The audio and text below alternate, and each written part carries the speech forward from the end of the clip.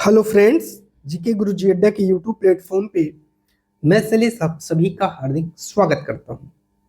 प्यारे साथियों, आज हम लोग ईएमआरएस से संबंधित एक बहुत महत्वपूर्ण टॉपिक का अध्ययन करने वाले हैं, जिस टॉपिक का नाम है एनसीएफ 2005। यहाँ से 2 से 3 क्वेश्चन आपके एग्जाम में जरूर आ सकते हैं।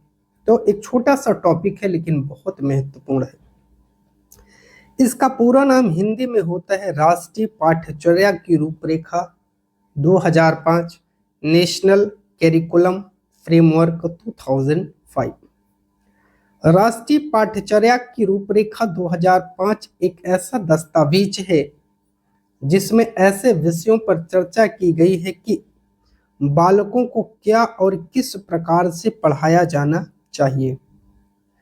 राष्ट्रीय पाठ्यचर्या की रूपरेखा 2005 के मार्गदर्शी सिद्धांत हैं। पहला है कि ज्ञान को स्कूल के बाहरी जीवन से जोड़ा जाए। आपने बच्चे को पढ़ाया कि बच्चा ये है बैट और ये है बॉल, इन दोनों में टक्कर होती है तो बॉल दूर जाती है। अगर नीचे से जा रही है तो 4 रन, अगर ऊपर से जा रही है तो 6 रन। इसके लिए बच्चे को अगर आप मैदान में ले जाएंगे, वहां बच्चों को ऐसे ऐसे खड़ा कराएंगे। यहाँ एक बच्चा बल्ला लेके खड़ा, यहाँ से एक बच्चा बॉल फेंक रहा है, इस बॉल को इसने मारा, बॉल बाउंड्री की बाहर आ गई, आपने कहा ये 6 रन है। नीचे से आ गई इस बाउंड्री के बाहर, आपने कहा 4 रन है। इस दिए गए ज्ञान की अपेक्षा ये वाला ज्ञान उसके दिमाग में हमेशा सेव रहेगा और वो चीजों को बहुत अच्छे तरीके से सीखेगा। इसी को बोलते हैं कि ज्ञान को स्कूल के बाहरी जीवन से जोड़ा जाए। अगला पॉइंट है पढ़ाई को रटंत प्रणाली से मुक्त किया जाए।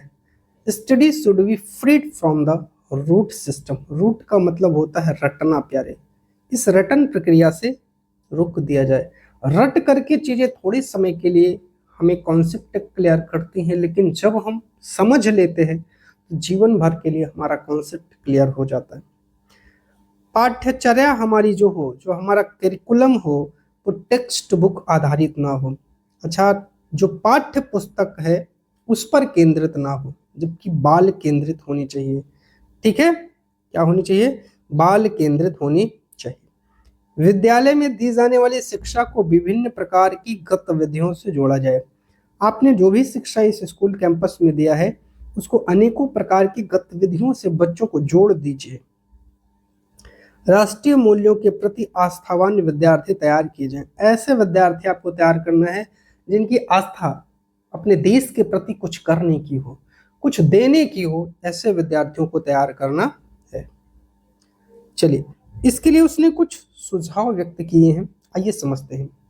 बालक सक्रिय है, वह स्वयं से जानने और सीखने और नई नई चीजों को आजमाने और जोड़ तोड़ करके गलतियां करके स्वयं में सुधार करे, ये बालक को करना चाहिए।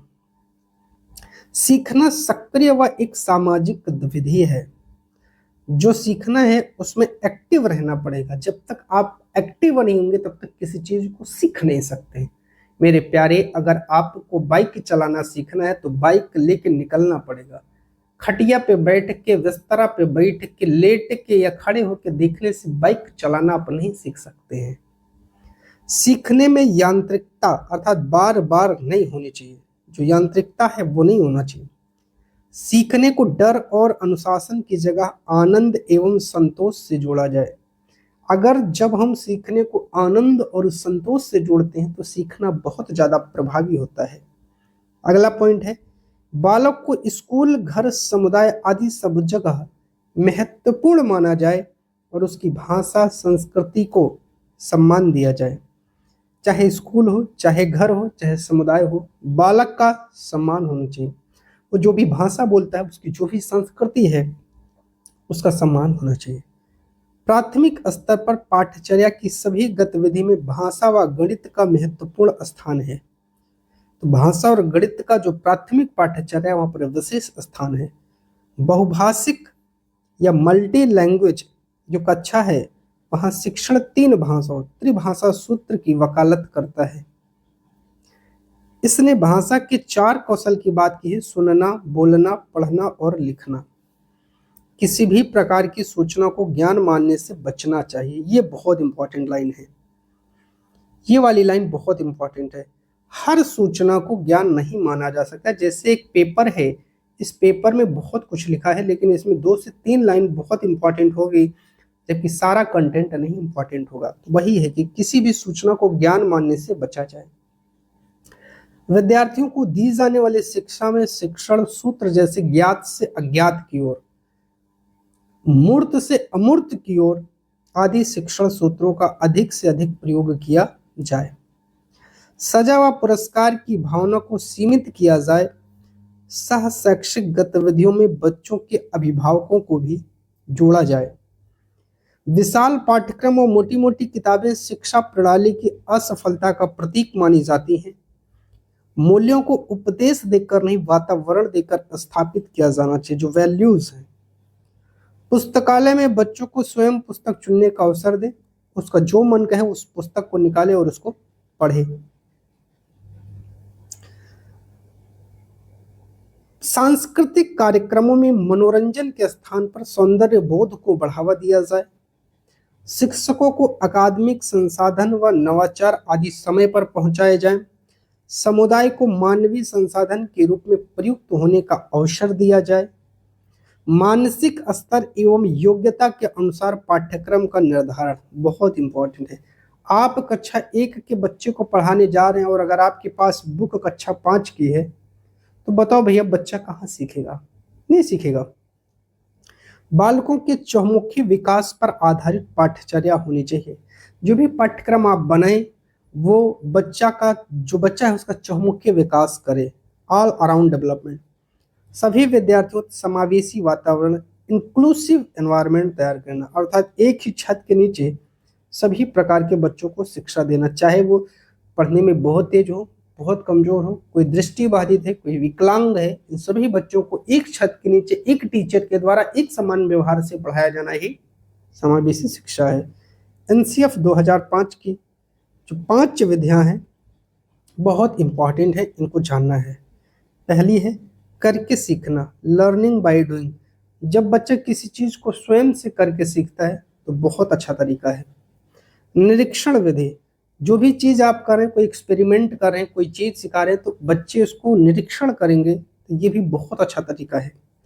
परीक्षण विधि, टेस्ट मेथड, कोई भी काम अगर आप बच्चों से करवा रहे हैं तो उसमें से उनसे छोटा सा टेस्ट लीजिए।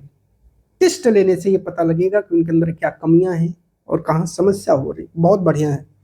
सामूहिक विधि, बच्चे ग्रुपिंग में बहुत अच्छा वर्क करते हैं। कोई काम दिया, बच्चों को ग्रुप में बांट दीजिए और कहिए कि आप सबको इस ग्रुप में इस काम को करना है, और सारे बच्चों को अलग अलग काम दीजिए, एक जैसा काम नहीं तो उनमें कंपटीशन होगा। इनको दूसरा काम, इनको दूसरा काम, इनको दूसरा काम, और देखिए कि उनमें से कौन सा ग्रुप अपने किस वर्क को कितना बेहतर ढंग से किया।